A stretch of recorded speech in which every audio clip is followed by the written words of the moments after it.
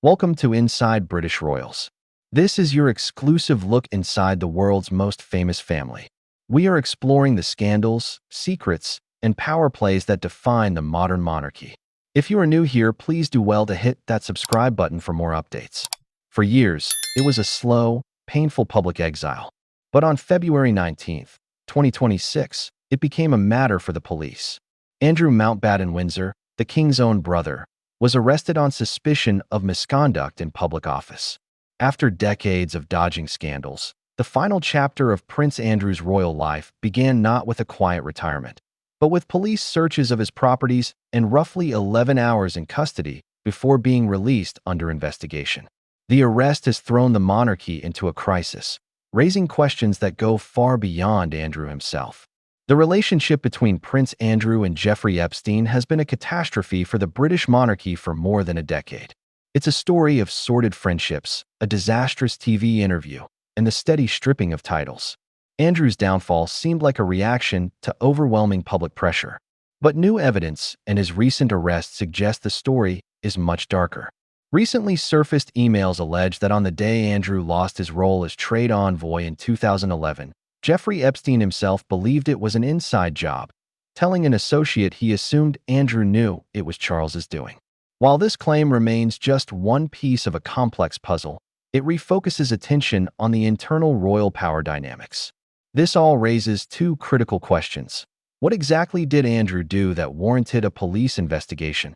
And what does this mean for the future of the crown? The core of the current crisis lies in newly released documents from the U.S. Department of Justice. These files suggest that during his time as the UK's Special Representative for International Trade and Investment, a role he held from 2001 to 2011, Andrew may have been sharing sensitive information with Jeffrey Epstein. The allegations are stunning. In one instance from December 2010, Andrew allegedly sent Epstein what he called a confidential brief on investment opportunities in Afghanistan, asking for his comments, views, or ideas. In another, he appears to have forwarded official reports from his trade trips just minutes after receiving them from his special assistant. For years, Andrew insisted he cut ties with Epstein after his 2008 conviction for soliciting a minor for prostitution. But these emails suggest their communication continued, with the then-prince allegedly sharing information he had access to only because of his taxpayer-funded position. This isn't just about a morally questionable friendship anymore. It's about a pattern of behavior that has led to an arrest for misconduct in public office. To understand how it got here, you have to look back at Andrew's 10 years as trade envoy. The job gave him access to world leaders and sensitive information, all while supposedly promoting British business. But his time in the role was riddled with controversy long before these emails surfaced. He was nicknamed Air Miles Andy for his lavish, taxpayer-funded travel. He was criticized for his close relationships with dictators and other controversial figures. His most toxic association, of course, was with Jeffrey Epstein. His resignation as trade envoy on July 21, 2011, was a direct result of the backlash from that friendship, especially after a photo showed the two walking in New York after Epstein's conviction. At the time, it was seen as a necessary move to quell a PR firestorm. Today, with the new evidence of alleged information sharing, that resignation looks less like a response to bad press and more like the first sign of a much deeper problem that would eventually lead to his arrest. For years, the story simmered. Andrew's catastrophic 2019 BBC Newsnight interview and a civil sexual abuse case brought by Virginia Giuffre, which he settled, kept the scandal alive. But the document release in early 2026 changed everything. The emails suggesting misconduct in public office were too serious to ignore. On February 19, 2026, Andrew Mountbatten-Windsor was arrested. Police carried out searches at properties in Norfolk and Berkshire. In a move that signaled the immense distance the crown now sought to keep, King Charles issued a formal statement. He expressed his deepest concern and pledged full and wholehearted support and cooperation with the authorities before stating plainly, "Let me state clearly, the law must take its course." Notably, The king never once referred to Andrew as his brother. This came after Charles had already stripped Andrew of his titles and forced him from his royal lodge home in late 2025.